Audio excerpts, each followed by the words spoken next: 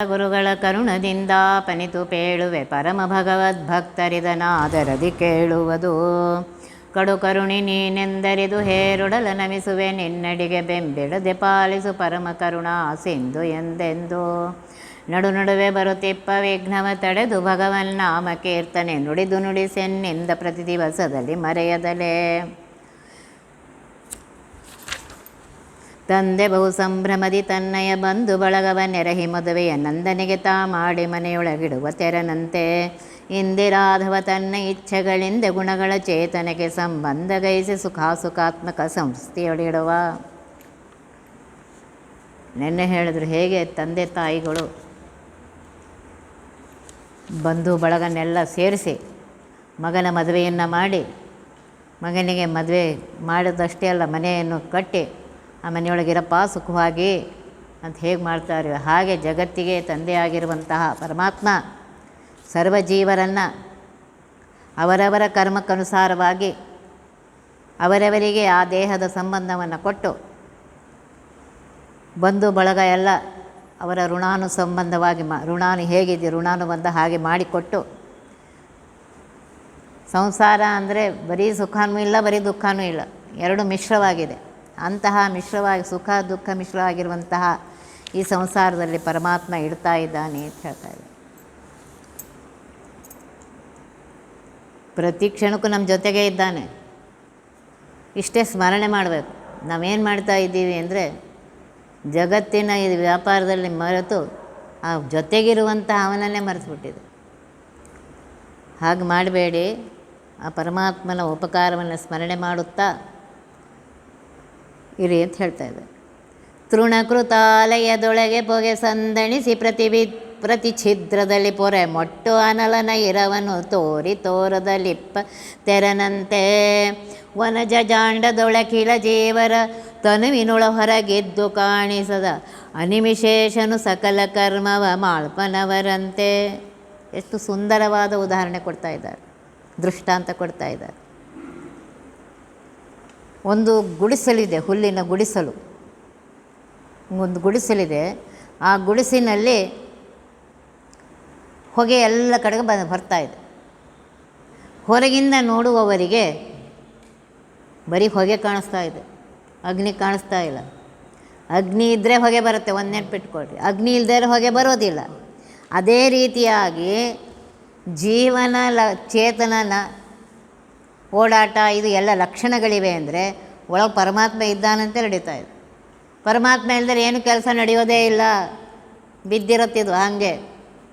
ಅದಕ್ಕೆ ಹೇಳ್ತಾ ಇತ್ತು, ತೃಣಕೃತ ಆಲಯದೊಳಗೆ ಹುಲ್ಲಿನಿಂದ ಮಾಡಿದಂತಹ ಗುಡಿಸಿನಲ್ಲಿ ಹೊಗೆಯು ಸಂದಣಿಸಿ ಪ್ರತಿ ಛಿದ್ರದಲ್ಲಿ ಪೊರಮಟ್ಟು ಹೊಗೆ ಏನಾಗುತ್ತೆ ಎಲ್ಲ ಕಡೆಗೂ ಹೊರಗೆ ಬರ್ತಾ ಇದೆ. ಒಂದೊಂದು ಛಿದ್ರ ಅಂದರೆ ತೂತಿನಿಂದ ಹೊರಗೆ ಬರ್ತಾ ಇದೆ. ಅನಲನ ಇರವನು, ಅನಲ ಅಂದರೆ ಅಗ್ನಿ, ಅಗ್ನಿಯ ಇರವನು ತೋರಿ ತೋರದಲೆ. ಅಗ್ನಿ ಇದೆ ಅಂತ ಹೊರಗೆ ಬರ್ತಾ ಇದೆ ಹೊಗೆ, ಆದರೆ ಅಗ್ನಿ ಕಾಣಿಸ್ತಾ ಇಲ್ಲ. ತೋರಿ ತೋರದಲೆ ತೆರನಂತೆ ಇರುವಂತೆ ವನಜ ಜಾಂಡದಳು ಇಡೀ ಬ್ರಹ್ಮಾಂಡದಲ್ಲಿ ಅಖಿಲ ಜೀವರ ತನುವಿನೊಳ ಹೊರಗೆ ಇದ್ದು, ಎಲ್ಲ ಜೀವರ ತನುವಿನ ಒಳಗೂ ಇದ್ದಾನೆ, ದೇಹದ ಒಳಗೂ ಇದ್ದಾನೆ, ದೇಹದ ಹೊರಗೂ ಇದ್ದಾನೆ. ಕಾಣಿಸ್ತಾ ಇಲ್ಲ, ದೇವರಿಲ್ಲ ಅಂತ ತಿಳ್ಕೊಬೇಡ್ರಿ. ಚೇಷ್ಟೆಗಳು ಕ್ರಿಯೆಗಳು ನಡೀತಾ ಇದೆ ಅಂದರೆ ದೇವರೇ ಮಾಡಿಸ್ತಾ ಇದ್ದಾನೆ. ಕಾಣಿಸದೆ ಅನಿಮಿಶೇಷನು, ಅನಿಮಿಷರು ಅಂದರೆ ದೇವತೆಗಳು. ರೆಪ್ಪೆ ಇಲ್ಲ, ಕಣ್ಣಿನ ರೆಪ್ಪೆ ಇಲ್ಲ, ಅವರು ಕಣ್ಣು ಯಾವಾಗ ತೆಗೆದೇ ಇರುತ್ತೆ ಅವ್ರದ್ದು. ಅಂಥವರಿಗೆ ಸ್ವಾಮಿಯಾಗಿರುವಂತಹ ದೇವೋತ್ತಮನಾಗಿರುವಂತಹ ಸರ್ವೋತ್ತಮನಾಗಿರುವಂತಹ ಪರಮಾತ್ಮ ಸಕಲ ಕರ್ಮವ ಮಾಳ್ಪ ಅವರಂತೆ. ನಮ್ಮ ಅನಾದಿ ಕರ್ಮ ಅನಾದಿ ಯೋಗ್ಯತಾ ಪ್ರಯತ್ನಕ್ಕನುಸಾರವಾಗೇ ಕರ್ಮ ಮಾಡ್ತಾ ಇದ್ದಾನೆ. ತನ್ನ ಇದರಿಂದ ಅಲ್ಲ, ಆಯಾ ಜೀವಿಗಳ ಅನಾದಿ ಯೋಗ್ಯತಾ ಅನಾದಿ ಕರ್ಮ ಅದನ್ನು ನೋಡಿಕೊಂಡು ಯಾವ ಕಾಲದಲ್ಲಿ ಯಾವ ಕರ್ಮ ಮಾಡಿಸ್ಬೇಕು ಅದನ್ನು ಮಾಡಿಸ್ತಾ ಇದ್ದ. ನಾವು ಅಂದ್ಕೊಂಡಿರ್ತೇವೆ 6 ಗಂಟೆಗೆ ಹೇಳೋಣ, ಆದರೆ ಪರಮಾತ್ಮ ಇಚ್ಛೆಗೆ 6:10 6:15 ಎಷ್ಟಿರ್ಬೋದು ಅದು ಅವನಿಗೆ ಗೊತ್ತು. ಆದ್ದರಿಂದ ಪರಮಾತ್ಮ ಈ ರೀತಿಯಾಗಿ ಮಾಡ್ತಾ ಇದ್ದಾನೆ ಅಂತ ತಿಳ್ಕೊ. ಇಲ್ಲಿ ಹೇಳ್ತಾ ಇದ್ರು, ಗುಡಿಸಲು ಅಂದರೆ ನಮ್ಮ ದೇಹನೇ ತೃಣಕೃತ ಆಲಯ. ಮೇಲಿನ ಛಾವಣಿ ಅಂದರೆ ಮೇಲೆ ಇದೆಯಲ್ಲ ಅದು ಯಾವುದು ಅಂದರೆ ಸಪ್ತಧಾತುಗಳು, ತ್ವಕ್, ಚರ್ಮ ಇತ್ಯಾದಿಗಳೇನಿವೆ ಅವು. ಅಗ್ನಿ ಅಂದರೆ ತೇಜೋರೂಪಿಯಾಗಿರುವಂತಹ ಹೃದಯ ಮಂದಿರದಲ್ಲಿರುವಂತಹ ಪರಮಾತ್ಮ. ಛಿದ್ರ ಅಂದರೆ ನವದ್ವಾರಗಳು, ಕಣ್ಣು, ಕಿವಿ, ಮೂಗು ಇತ್ಯಾದಿಗಳು. ಹೊಗೆ ಅಂತಂದರೆ ಇಂದ್ರಿಯದಿಂದ ಹುಟ್ಟಿರುವಂತಹ ನಾನಾ ಕರ್ಮಗಳು. ಕೈ ಕೆಲಸ ಮಾಡ್ತಾಯಿದೆ, ಕಣ್ಣು ನೋಡ್ತಾ ಇದೆ, ಕಿವಿ ಕೇಳಿಸ್ತಾ ಇದೆ, ಮೂಗು ಉಸಿರಾಡ್ತಾ ಇದೆ, ಕಾಲು ನಡೀತಾ ಇದೆ, ಈ ಕರ್ಮಗಳು. ಆದ್ದರಿಂದ ಒಂದು ನೆನಪಿಟ್ಕೊಳ್ರಿ, ಜೀವ ಅಸ್ವತಂತ್ರ. ಸ್ವತಂತ್ರನಾದ ಪರಮಾತ್ಮ ಆಯಾ ಜೀವರ ಕರ್ಮ, ಅವರ ಯೋಗ್ಯತೆಗೆ ಜೊತೆಗೆ ಪ್ರಯತ್ನ, ಇದು ಎಲ್ಲರೂ ನೆನ್ಪಿಟ್ಕೋಬೇಕು. ನಾವೇನು ಮಾಡ್ತೇವೆ ಅಂತಲೇ ನನ್ನ ಕರ್ಮದಲ್ಲಿ ಹಾಗೆ ಬರ್ತಿದ್ದೆ ಕೂಡಬೇಡ್ರಿ, ನಿಮಗೆ ಗೊತ್ತಿಲ್ಲ ನಿಮ್ಮ ಕರ್ಮ ಏನಿದೆ ಅಂತ. ಪ್ರಯತ್ನ ಮಾಡಲಿಕ್ಕೇ ಬೇಕು, ಸರ್ವರು ಮಾಡಬೇಕು. ಜೀವರು ಆದ ಮೇಲೆ ಸರ್ವ ಪ್ರಯತ್ನವನ್ನು ಮಾಡಿ ಆಗದೇ ಇದ್ದಾಗ ಮತ್ತೆ ಪ್ರಯತ್ನ ಮಾಡ್ತಾರೆ. ಮತ್ತೆ ಪ್ರಯತ್ನ ಮಾಡು, ದೇವರ ಅನುಗ್ರಹ ಮಾಡೇ ಮಾಡ್ತಾನಾಗತ್ತೆ ಕೆಲಸ. ಸುಮ್ಮನೆ ಹಾಗೆ ಲೇಜಿಯಾಗಿ ಕೂತ್ಕೊಂಡ್ರೆ ಯಾವ ದೇವರು ಅನುಗ್ರಹ ಮಾಡೋದಿಲ್ಲ. ದೇವರ ಅನುಗ್ರಹ ಯಾರಿಗೆ ಮಾಡ್ತಾನೆ? ಪ್ರಯತ್ನವರ್ಜಿತ ಹರೇರ್ ಅನುಗ್ರಹ ವರ್ಜಿತ ಅಂತ ಹೇಳಿದ್ದಾರೆ. ಪ್ರಯತ್ನ ಮಾಡುವವನಿಗೆ ಪರಮಾತ್ಮ ಅನುಗ್ರಹ ಮಾಡ್ತಾನೆ. ಯಾವನು ಪ್ರಯತ್ನ ಮಾಡೋದಿಲ್ಲ ಅವನಿಗೆ ಪರಮಾತ್ಮ ಅನುಗ್ರಹ ಮಾಡೋದಿಲ್ಲ. ಶ್ರೀಮದಾಚಾರ್ಯ ಹೇಳ್ತಾ ಇದ್ದಾರೆ, ಮಹಾಪ್ರಯತ್ನ ಮಾಡುವಂತಾರೋ, ಬರೀ ಸ್ವಲ್ಪ ಪ್ರಯತ್ನ ಅಲ್ಲ, ಮಹಾಪ್ರಯತ್ನ ಮಾಡುವಂತ ಇದ್ದಾರೆ. ಮಹಾಪ್ರಯತ್ನ ಮಾಡುವವನಿಗೆ ಪರಮಾತ್ಮ ಅನುಗ್ರಹ ಮಾಡ್ತಾನೆ. ಯಾವನು ಪ್ರಯತ್ನ ಮಾಡೋದಿಲ್ಲ ಅವನಿಗೆ ಪರಮಾತ್ಮ ಅನುಗ್ರಹ ಮಾಡೋದೇ ಇಲ್ಲ. ಆದ್ದರಿಂದ ಸರ್ವರು ನಿಮ್ಮ ವರ್ಣ ಆಶ್ರಮದ ಅನುಸಾರವಾಗಿ, ದೇಶಕಾಲಕ್ಕನುಸಾರವಾಗಿ ಸರ್ವ ಪ್ರಯತ್ನವನ್ನು ಮಾಡಿ ಆ ಪರಮಾತ್ಮನ ಅನುಗ್ರಹವನ್ನು ಪಡೆಯುವುದಕ್ಕೆ ಪ್ರಯತ್ನ ಮಾಡುವ ಪ್ರತಿಯೊಂದು ಕ್ರಿಯೆಯು ನಿನ್ನಿಂದ ನಿನಗೋಸ್ಕರ ಅನ್ನಬೇಕು. ಅದನ್ನೇ ತತ್ವಸ್ವಾಲಿಯಲ್ಲಿ ಹೇಳ್ತಾ ಇದ್ದಾರೆ. ಒಳ ಹೊರಗೆ ನೀನಿದ್ದು ತಿಳಿಯಗೊಡದಲೆ ಜಗದಿ ಹಲವು ಕರ್ಮಗಳ ನೀ ಮಾಡಿ ಮಾಡಿಸುವ ಫಲಗಳನ್ನೀವೆ ಜನರಿಗೆ. ಏನಪ್ಪ, ಒಳಗೂ ಇದ್ದೆ ಹೊರಗೂ ನೀನೇ ಇದ್ದಿ, ತಿಳಿಯಗೊಡದಲೆ ಜಗತ್ತಿನಲ್ಲಿ ಗೊತ್ತೇ ಆಗ್ತಾ ಇಲ್ಲ. ಎಲ್ಲ ನಾ ಮಾಡ್ತೀನಿ ನನ್ನಿಂದಾಗೆ ಅವರಿಂದಾಗೆ ಅಂತ ನಾವು ಇದು ಮಾಡ್ತೀವಿ. ಒಳ್ಳೆಯದಾದರೆ ನಾ ಮಾಡಿ ನಿಂತೀವಿ, ಕೆಟ್ಟದಾದರೆ ಅವ್ರು ಮಾಡಿದ್ರು ಅಂತೀವಿ. ಇದೆಲ್ಲ ಸುಳ್ಳು. ಒಳಗೆ ದೇವರಿದ್ದೇ ಮಾಡಿಸ್ತಾ ಇದ್ದಾನೆ ಅವರವರ ಕರ್ಮಕ್ಕನುಸಾರವಾಗಿ. ಹಲವು ಕರ್ಮಗಳ ಪರಮಾತ್ಮ ನೀನು ಮಾಡಿ ಫಲಗಳನ್ನು ಜೀವರಿಗೆ ಕೊಡ್ತಾ ಇದೆಯಾ. ವೃಶ್ಚಿಕ ನಿಯಾಮಕನ ವಿಷಯದೊಳು ನೀ ನಿಂತು ಪ್ರಸುಖಾತ್ಮಕನಾಗಿ ರಮಿಸಿ ವಿಜೀವರನು ಮೋಹಿಸಿ ತಿಳಿಯಗೊಡದೆ ಇರುತ್ತಿರ್ಪೆ. ಇನ್ನೊಂದ್ರಲ್ಲಿ ಹೇಳ್ತಾ ಇದ್ದಾರೆ, ವೃಶ್ಚಿಕ ನಿಯಾಮಕನೇ. ವೃಶ್ಚಿಕ ಅಂದರೆ ಇಂದ್ರಿಯಗಳ ನಿಯಾಮಕನಾಗಿರುವಂಥ ಹೃಷಿಕೇಶನೇ, ವಿಷಯದೊಳು ಮಾಡುವಂತಹ ಎಲ್ಲ ವಿಷಯದಲ್ಲಿ ನೀನು ನಿಂತು ಪ್ರಸುಖಾತ್ಮನಾಗಿ ನಮಿಸಬೇಕು. ನನಗೆ ದುಃಖ ಆದರೆ ಅವನಿಗೆ ದುಃಖ ಆಗ್ತದೆ ಅಂತ ತಿಳ್ಕೊಬೇಡ್ರಿ, ಅಥವಾ ನಮ್ಗೆ ಸುಖ ಆಗಿದ್ರೆ ಅವ್ನಿಗೆ ಸುಖ ಆಗ್ತದೆ ಅಂತ ತಿಳ್ಕೊಬೇಡ್ರಿ. ಅವನ ಪಕ್ಕದಲ್ಲಿದ್ದು ಎಲ್ಲ ಮಾಡಿಸ್ತಾ ಇದ್ದಾನೆ. ತಾನು ಏನೂ ಇಲ್ಲ, ಅವನು ಜ್ಞಾನಾನಂದಾತ್ಮ ಶರೀರ ನನಗೆ ಕೊಡ್ತಾ ಇದ್ದಾನೆ ಅಂತ ಸಿಗ್ತಾ ಇದೆ. ರಮಿಸಿ ಜೀವರನ್ನು ಮೋಹಿಸಿ. ಏನಪ್ಪ ಹಿಂಗೆ ಮಾಡಬೇಕೇನೋ ಮಾರಾಯ, ಜೀವರನ್ನು ಮೋಹಿಸಿಬಿಡ್ತೀಯ. ಜೀವರೇನು ತಿಳ್ಕೊತಾರೆ, ನಾನೇ ಮಾಡಿದೆ, ನನ್ನಿಂದೆ ಆಯಿತು ಅಂತೇಳಿ ಅಹಂಕಾರ ಪಡ್ತಾರೆ. ಇಲ್ಲ, ಅವನಿಂದ ಆಯಿತು, ಅದರಿಂದ ಹಿಂಗೆ ನಂಗೆ ತ್ರಾಸ ಆಯಿತು ಅಂತ ಅವ್ರ ಮೇಲೆ ದ್ವೇಷ ಶುರು ಆಗುತ್ತೆ, ಸಿಟ್ಟು ಶುರು ಆಗುತ್ತೆ. ಇಂಥವೆಲ್ಲ ಯಾಕಪ್ಪ ಮಾಡ್ತೀಯ? ಸ್ವಲ್ಪ ಅನುಗ್ರಹ ಮಾಡುವ ಪರಮಾತ್ಮ ನಮ್ಮ ಮೇಲೆ ಅನುಗ್ರಹ ಮಾಡಿ ಸರಿಯಾಗಿ ಮಾಡಿಸಪ್ಪ. ಹೀಗೆ ಪರಮಾತ್ಮ ತಿಳಿಯಗೊಡದಲೇ ಇದ್ದಾನೆ ಅನ್ನುವುದನ್ನು ಇಲ್ಲಿ ಹೇಳ್ತಾರೆ. ಅದನ್ನು ಹೇಳ್ದ, ಅಖಿಳ ಜೀವರ ತನ್ಮಿನೊಳಗಿದ್ದು ಕಾಣಿಸದೆ ದೇವೋತ್ತಮನಾಗಿರುವಂತಹ ಸರ್ವೋತ್ತಮನಾಗಿರುವಂತಹ ಪರಮಾತ್ಮ ಅವರವರ ಕರ್ಮವನ್ನು ಅವರವರ ಯೋಗ್ಯತೆ ಅನುಸಾರವಾಗಿ ಅಲ್ಲಿ ಮಾಡಿಸ್ತಾ ಇದ್ದಾನೆ. ಪಾದಪಗಳಿಗಡಿಗೆರೆಯ ಸಲಿಲವು ತೋದು ಕೊಂಬೆಗಳುಬ್ಬೆ ಪುಷ್ಪ ಸ್ವಾದು ಫಲವೀ ವಂದಲಿ ಸರ್ವೇಶ್ವರನು ಜನರ ಆರಾಧನೆಯ ಕೈಕೊಂಡು ಬ್ರಹ್ಮಭವಾದಿಗಳ ನಾಮದಲ್ಲಿ ಫಲವೇ ಆಧರಿಸುವನು ತನ್ನ ಮಹಿಮೆಯ ತೋರಗೊಡ ಜಗಕ್ಕೆ. ಎಷ್ಟು ಸುಂದರ. ಮತ್ತೊಂದು ಉದಾಹರಣೆ ಕೊಡ್ತಾ ಇದೆ. ಪಾದಪ ಅಂದರೆ ಗಿಡದ ಬೇರು, ಗಿಡಕ್ಕೆ ನೀರು ಹಾಕುವಾಗ ನಾವು ಕೆಳಗೆ ನೀರು ಹಾಕ್ತೀವಿ, ಬೇರಿಗೆ, ಒಂದೊಂದು ಕೊಂಬೆಗೆ, ಒಂದೊಂದು ಸ್ಟೆಮ್ಮಿಗೆ, ಒಂದೊಂದು ಎಲೆಗೆ ನೀರು ಹಾಕ್ತೀರ ನೀವು.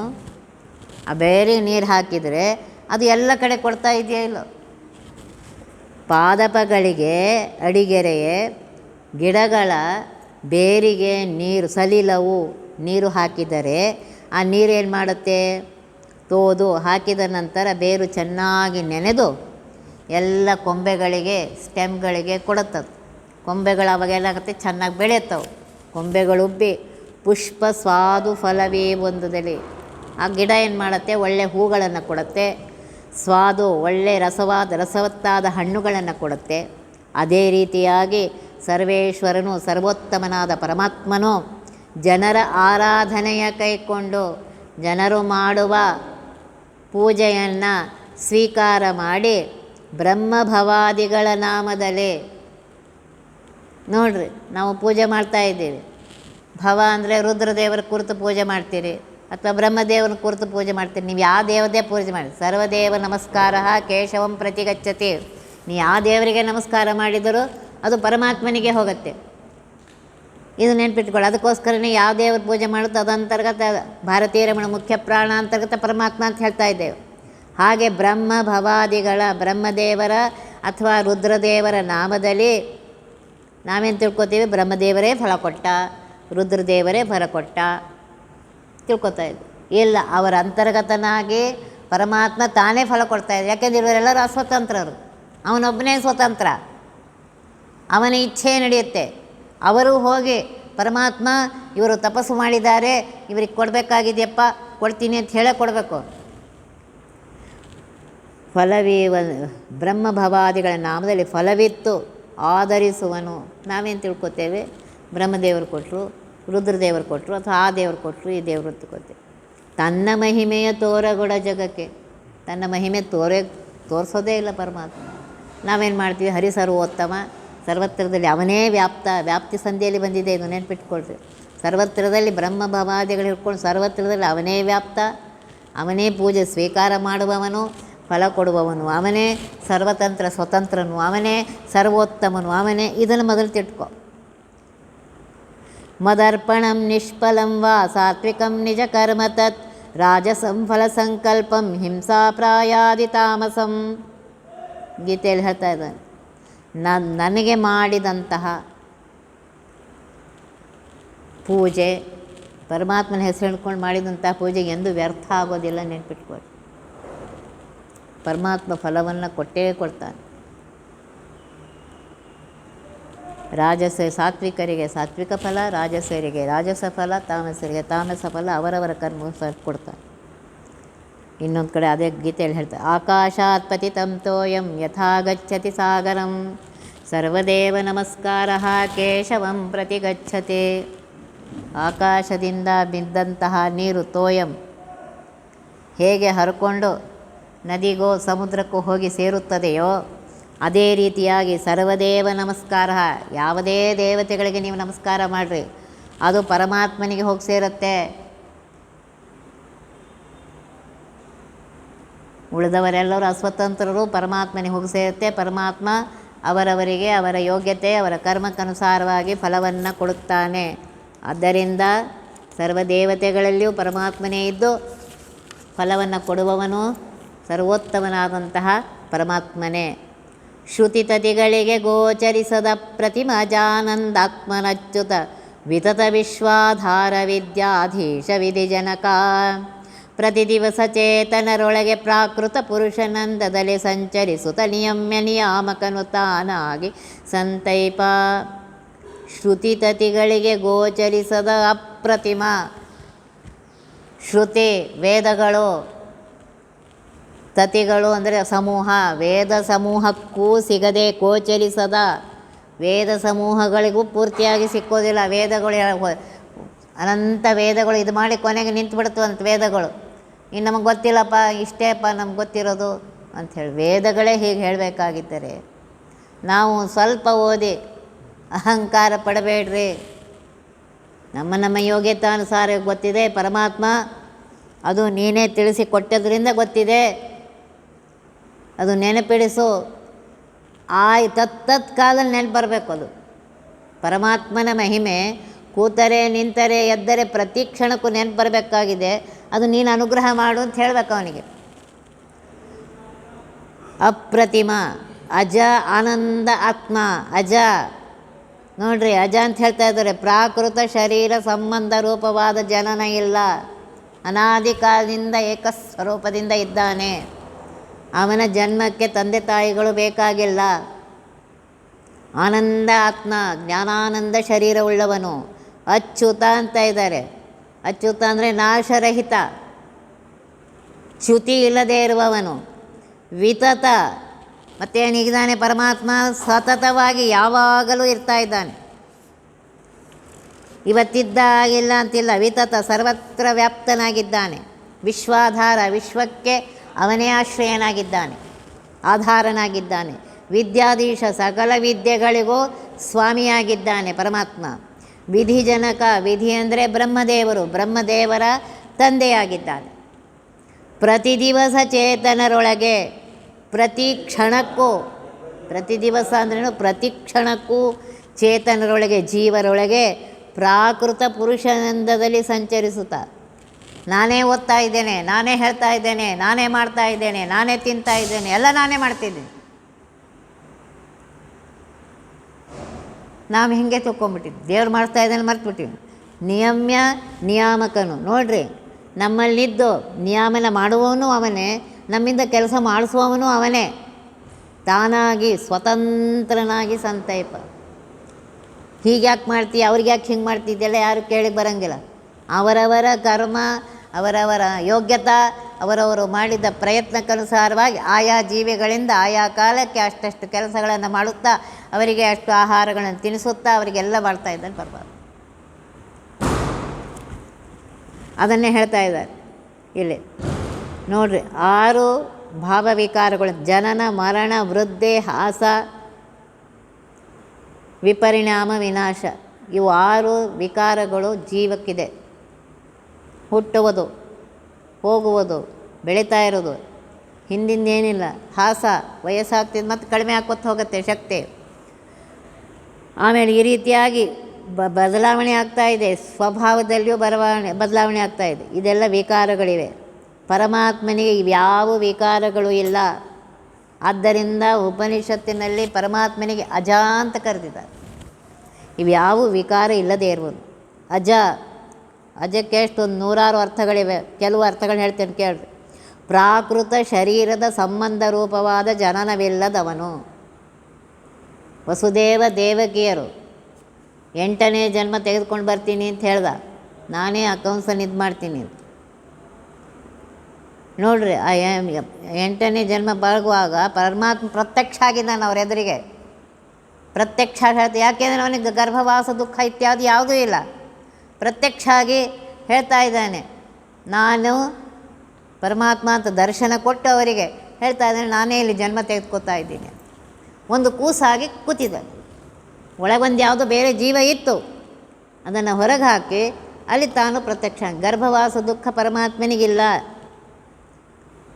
ನ ಜಾಯತೆ ಪ್ರಾಕೃತ ಶರೀರೇಣ ಸಂಯುಕ್ತೋ ಭವತೀತಿ ಅಜಃ ಹೇಳ್ತಾ ಇದ್ದಾರೆ. ಪ್ರಾಕೃತ ಶರೀರ ಪರಮಾತ್ಮನಿಗೆ ಇಲ್ಲ, ಆದ್ದರಿಂದ ಅವನು ಅಜ. ಪೂರ್ಣನಾದ ಪ್ರಯುಕ್ತ ಅವನಿಗೆ ಎಂದು ತನ್ನಿಂದ ತಾನೇ ಅಭಿವ್ಯಕ್ತನಾದ್ದರಿಂದ ಅಜ. ಯಜ್ಞಕ್ಕೆ ಕಾರಣನಾದ್ದರಿಂದ ಅವನಿಗೆ ಅಜ ಅಂತಾರೆ. ಪ್ರತಿಯೊಂದು ಯಜ್ಞಕ್ಕೂ ಇವನೇ ಕಾರಣ. ಮೋಕ್ಷವನ್ನು ಕೊಡುವುದರಿಂದ, ಮೋಕ್ಷವನ್ನು ಕೊಡ್ತಾನಾದ್ದರಿಂದ ಅವನಿಗೆ ಅಜ. ಭಕ್ತರಿಗೆ ಜ್ಞಾನಾನಂದವನ್ನು ಕೊಡ್ತಾನಾದ್ದರಿಂದಲೂ ಅಜ. ನೋಡ್ರಿ ಎಷ್ಟಿದೆ. ಜೀವರನ್ನು ಅವರವರ ಕರ್ಮಕ್ಕನುಗುಣವಾಗಿ ಅವ್ರಿಗೆ ಎಲ್ಲಿ ಹುಟ್ಟಿಸ್ಬೇಕು, ಇದು ನೋಡ್ರಿ, ಯಾರು ತಂದೆ ತಾಯಿಗಳಾಗಬೇಕು, ಯಾರು ಒಡ ಹುಟ್ಟಿದವ್ರು, ಇದೆಲ್ಲ ಲೆಕ್ಕ ಅವಂದು. ಇದನ್ನು ಪರಮಾತ್ಮ ಮಾಡ್ತಾ ಇದ್ದಾನೆ ಲೆಕ್ಕ ಇಟ್ಕೊಂಡು. ಭಕ್ತರ ಅಜ್ಞಾನಾದಿ ದೋಷಗಳನ್ನು ನಾಶ ಮಾಡುವವನು ಇವನೇ. ಭಕ್ತರಿದ್ದಾರೆ, ಏನೋ ಸಂಘದಿಂದ ಅಜ್ಞಾನಕ್ಕೊಳಗಾಗಿದ್ದಾರೆ. ಆ ಭಕ್ತರನ್ನು ಅಲ್ಲಿಂದ ಆ ದುಷ್ಟರ ಸಂಘವನ್ನು ಬಿಡಿಸಿ ಸಜ್ಜನರ ಸಂಘದಲ್ಲಿ ಇಟ್ಟು ಅವರಿಗೆ ಜ್ಞಾನವನ್ನು ಕೊಟ್ಟು ಅವ್ರಿಗೆ ಉದ್ಧಾರ ಮಾಡ್ತಾನೆ ಪರಮಾತ್ಮ. ಎಲ್ಲವನ್ನು ತಿಳ್ಕೊಂಡಂದಿರಿಂದಲೂ ಪರಮಾತ್ಮನಿಗೆ ಅಜ ಅಂತ ಹೆಸರು. ಭಕ್ತರ ಹೃದಯವನ್ನು ನೋಡ್ರಿ, ಎಲ್ಲಿ ನನ್ನ ಭಕ್ತರಿದ್ದಾನೆ ಅಂತ ಕಾಯ್ಕೋತ ಕೂತಿರ್ತಾನೆ. ಇಲ್ಲೇ ಒಳಗೆ ಕೂತಿದ್ದಾನೆ. ನೀವು ಯಾವಾಗ ಕರಿತೀರಿ ಓಡಿ ಬರ್ತೀನಿ ಅಂತ. ನಾವು ಅವನು ಬಿಟ್ಟು ಇನ್ಯಾರ್ಯಾರನ್ನೂ ಕರಿಲಿಕ್ಕೈತಿ. ಅದಕ್ಕೆ ಅವನೇನು ಮಾಡು, ನೀ ಕರೆದಾಗ ಬರ್ತೀನಿ ಅಂತ ಅವನು. ಈ ಎಲ್ಲ ಪದಾರ್ಥಗಳಿಗಿಂತ ಭೂಮಿಯಲ್ಲಿರುವ ಸರ್ವ ಪದಾರ್ಥಗಳು, ಸರ್ವ ಜೀವಿಗಳು ಎಲ್ಲರಿಂದ ವಿಲಕ್ಷಣನಾಗಿದ್ದಾನೆ ಪರಮಾತ್ಮ. ಆದ್ದರಿಂದಲೂ ಅವನಿಗೆ ಅಜ ಅಂತ ಹೆಸರು. ಆನಂದ, ಪೂರ್ಣವಾದ ಆನಂದ ಉಳ್ಳವನಾದ್ದರಿಂದ ಆನಂದ ತನ್ನಿಂದಲೇ ತನಗೆ ಬಂದಿದೆ.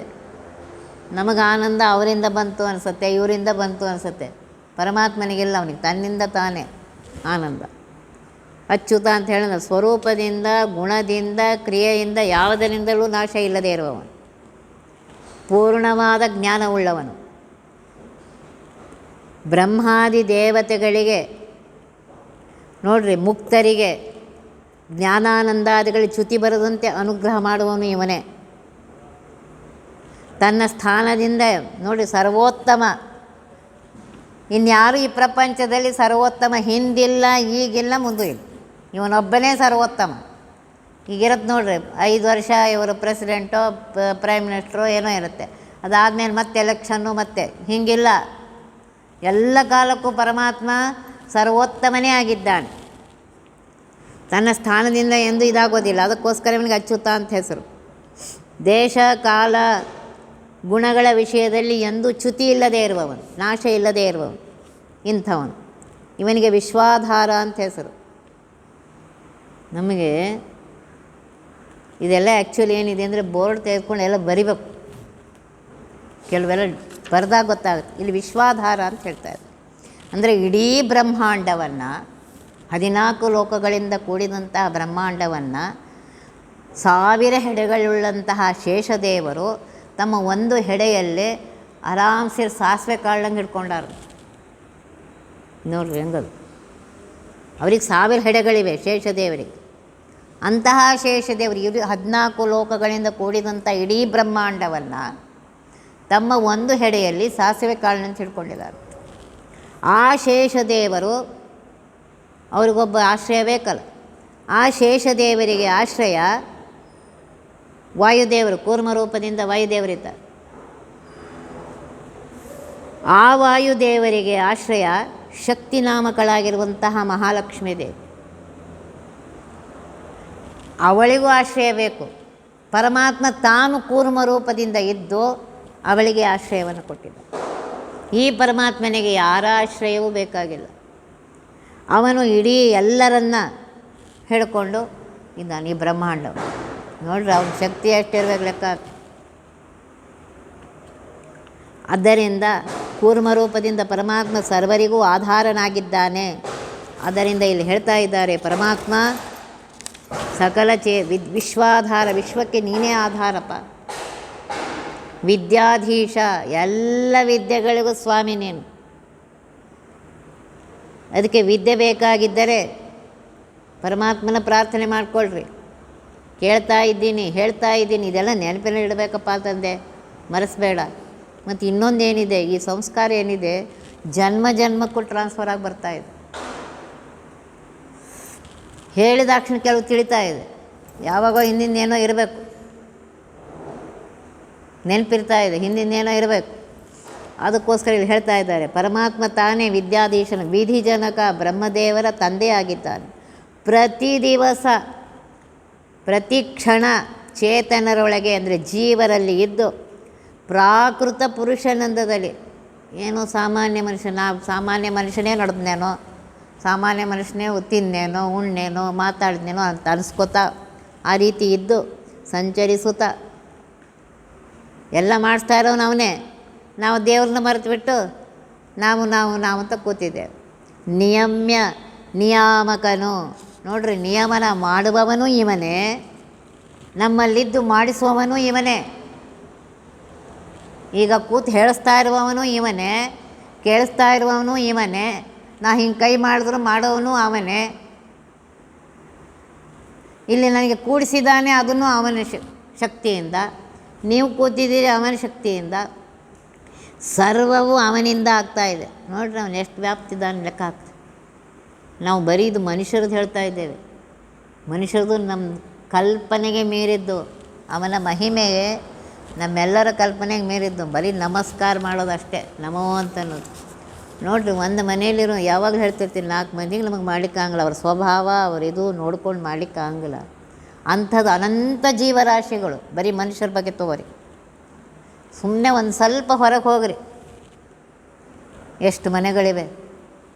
ಅಷ್ಟು ಮನೆಯಲ್ಲಿರುವ ಅಷ್ಟೊಂದು ಜೀವಿಗಳ ಅವರ ಯೋಗ್ಯತಾ ನೋಡಿ, ಅವರ ಪ್ರಾರಬ್ಧ ನೋಡಿ ಅವರವ್ರಿಗೆ ಕೆಲಸ ಮಾಡಿಸ್ತಾ ಇದ್ದಾನೆ ಪರಮಾತ್ಮ. ಒಂಚೂರು ಹೆಚ್ಚಿಲ್ಲ, ಒಂಚೂರು ಕಡಿಮೆ ಇಲ್ಲ.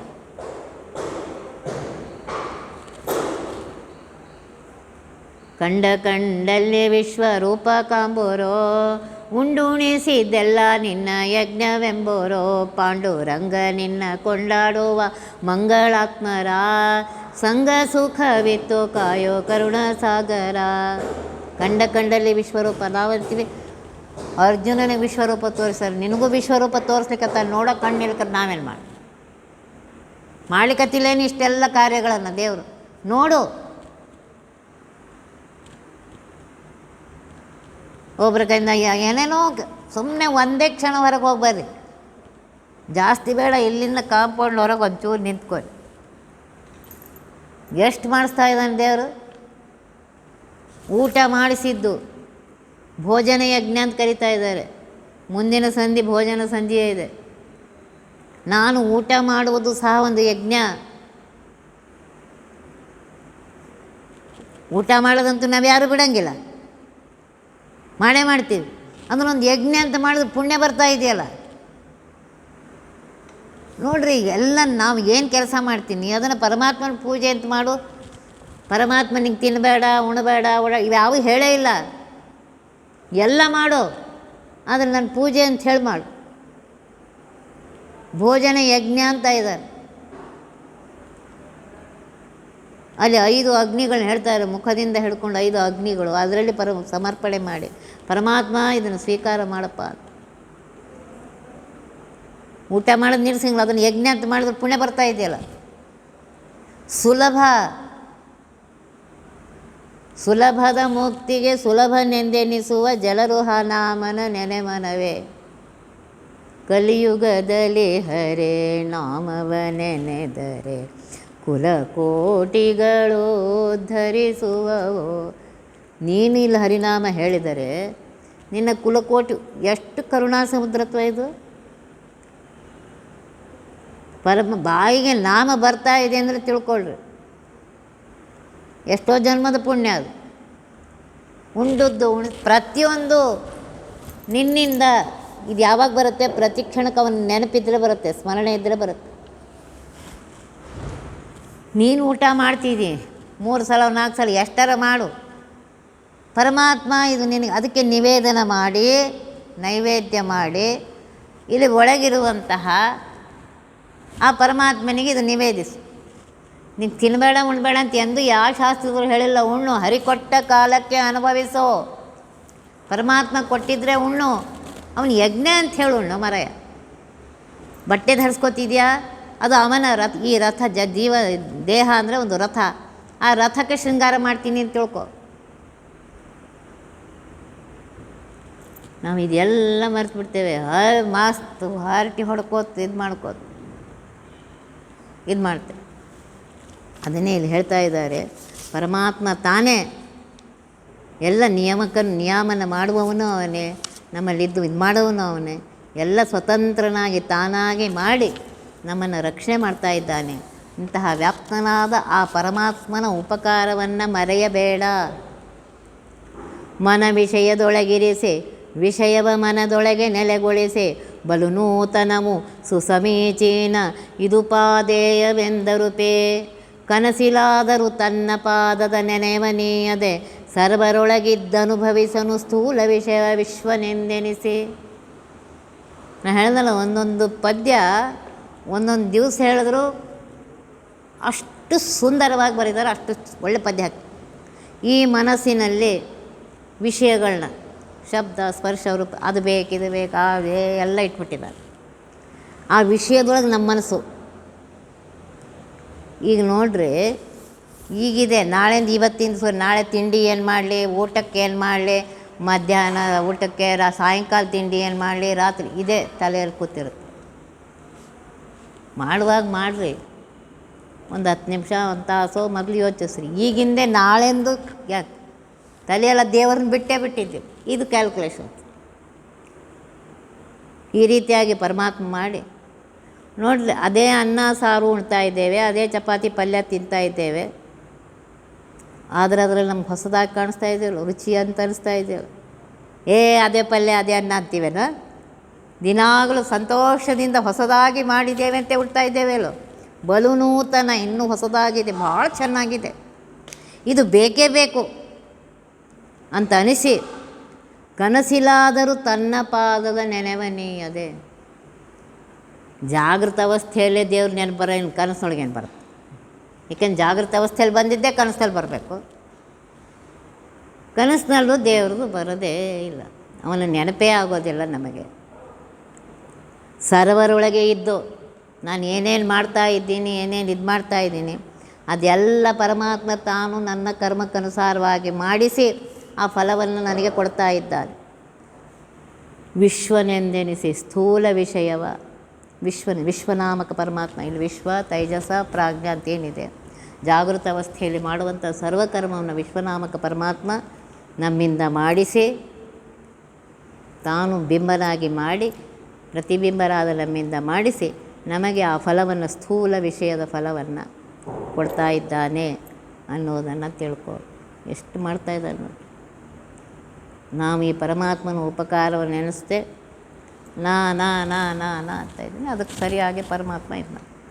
ಆದ್ದರಿಂದ ಕೂತಾಗ ನಿಂತಾಗ ಪ್ರತಿ ಕ್ಷಣಕ್ಕೆ ಅವನಿಗೆ ನೆನೆಸಿಕೊಂಡು, ನೀ ಮಾಡಿದ ಉಪಕಾರ ನಾನೆಂದಿಗೂ ಮರೆಯೇ. ಇದು ನೆನ್ಪಿಟ್ಕೊಳ್ರಿ. ಪರಮಾತ್ಮ ಮಾಡಿದ ಉಪಕಾರ ಎಂದೂ ಮರೀಲಿಕ್ಕೆ ಹೋಗಬೇಡಿ. ಅವನು ಉಪಕಾರ ಮಾಡಿದಾನಂತೆ ಇಲ್ಲಿ ನಾವು ಕೂತಿದ್ದೇವೆ, ನೀವು ಕೇಳ್ತಾ ಇದ್ದೇವೆ. ಅವನು ಉಪಕಾರ ಮಾಡದೆ ಆದರೆ ಮತ್ತೆ ನೋಡ್ರಿ, ದಿನದ 24 ಗಂಟೆಯಲ್ಲಿ ಒಂದು ಅರ್ಧ ತಾಸು ಕೊಡ್ತಾಯಿದ್ದೀವಿ. ಏನು ದೊಡ್ಡ ಇದು ಮಾಡಿದವ್ರಂಗೆ ಹಾರಾಡ್ಕತ್ತೀವಿ ನಾವು. 24 ಗಂಟೆಯಲ್ಲಿ ಒಂದು ಅರ್ಧ ತಾಸು ಅವನಿಗೆ ಕೊಟ್ಟಿದ್ದೆ. ಪಾಠ ಹೇಳೋ ಉದ್ದೇಶ ಇದೆ. ಈ ಸಮಯದಲ್ಲಿ ಪಾಠ ಹೇಳುವಾಗ ಇನ್ಯಾರು ಇರೋಂಗಿಲ್ಲ, ಅವನು ನಾವು ಇಬ್ಬರೇ ಇರ್ತೀವಿ. ಅದಕ್ಕೆ ಪಾಠ ಹೇಳೋದು. ಉಳಿದ ಸಮಯದಲ್ಲಿ ಏನಾಗುತ್ತೆ, ನಮ್ಮ ತಲೆ ಅಲ್ಲಿ ಎಲ್ಲೇ ಇರುತ್ತೆ, ಎಲ್ಲೋ ಒಂದು ಕ್ಷಣ ಇರ್ತದೆ. ಪಾಠ ಹೇಳೋ ಉದ್ದೇಶ ನಾನು ಯಾವಾಗಲೂ ಅದೇ ಇರ್ತೀನಿ. ಪಾಠ ಮಂದಿ ಅಂತಿದ್ರು, ಬೋರಿವಲಿ ತನಕ ಹೋಗಿ ಯಾಕಂತ ಹೈರಾಣಾಗ್ತೀವಿ, ಸುಮ್ಮನೆ ಕೂಡಲ್ಲ, ಇಲ್ಲೇ ಓದ್ಕೋ. ನಾಳೆ ನಾವು ಓದುವಾಗ ಈ ಕಾನ್ಸಂಟ್ರೇಷನ್ ಇರೋದಿಲ್ಲ, ಇನ್ನೊಬ್ಬರಿಗೆ ಹೇಳುವಾಗ ಆ ಕಾನ್ಸಂಟ್ರೇಷನ್ ಇರ್ತದೆ. ಆವಾಗಿನ ಈಗ ತಲೆಯಲ್ಲಿ ಇನ್ನೇನೂ ಇಲ್ಲ. ಈ ತಲೆಯಲ್ಲಿ ಬರೀ ಹರಿಕಥಾನುಸಾರ ಇದೆ, ದೇವರು ನಾನು ಇಬ್ಬರೇ ಇದ್ದೇವೆ, ಅವನ ಹತ್ತಿರದಲ್ಲಿದ್ದೇವೆ ಈಗ ನಾವು. ಅದಕ್ಕೋಸ್ಕರನೇ ಪಾಠ ಹೇಳಿ, ಇನ್ನೊಬ್ರಿಗೆ ಹೇಳ್ರಿ ಅಂತ ಹೇಳೋದು ಯಾವಾಗ. ಅವ್ರಿಗೆ ಕೂತು ಹೇಳ್ರಿ ಅಂತ ಹೇಳಿದಾಗ ಏನಾಗುತ್ತೆ, ಆ ಒಂದು ಆನಂದ ಏನಿದೆ, ಆ ಆನಂದ ಇನ್ಯಾವ ಆನಂದಕ್ಕೂ ಸಮ ಇಲ್ಲ. ಅದನ್ನೇ ಇಲ್ಲಿ ಹೇಳ್ತಾ ಇದ್ದಾರೆ. ವ್ಯಾಪ್ತಿ ಸಂಧಿಯಲ್ಲಿ ಪರಮಾತ್ಮ ಇಷ್ಟು ರೀತಿಯಿಂದ ವ್ಯಾಪ್ತನಾಗಿದ್ದುಕೊಂಡು ಸರ್ವತ್ರದಲ್ಲಿ ಎಲ್ಲ ಕೆಲಸ ಮಾಡಿಸ್ತಾ ಇದ್ದಾನೆ. ಅವನಿಗೆ ಆ ಉಪಕಾರದ ಸ್ಮರಣೆ ಮಾಡಿ ಅವನಿಗೆ ಇದು ಮಾಡು ಅಂತ ಹೇಳ್ತಾರೆ. ಒತ್ತಿ ಬಹವಿಘ್ನಗಳ ಕಳೆದಪ ಮೃತ್ಯುವಿಗೆ ಮರೆ ಮಾಡಿ ಕಾಲನ ದೂತರಿಗೆ ಬೇಕರವ ಪೊಟ್ಟಿಸಿ ಸಕಲ ಸಿದ್ಧಿಗಳ ಒತ್ತಿಗೊಳ್ಳೆ ಶಿವನರು ಹೇ ಕ್ಷಣ ನೃತ್ಯ ಮಾಡುವರವರ ಮನೆಯೊಳು ನಿತ್ಯ ಮಂಗಳ ಹರಿಕಥಾಮೃತ ಸಾರ ಪಠಿಸುವರ.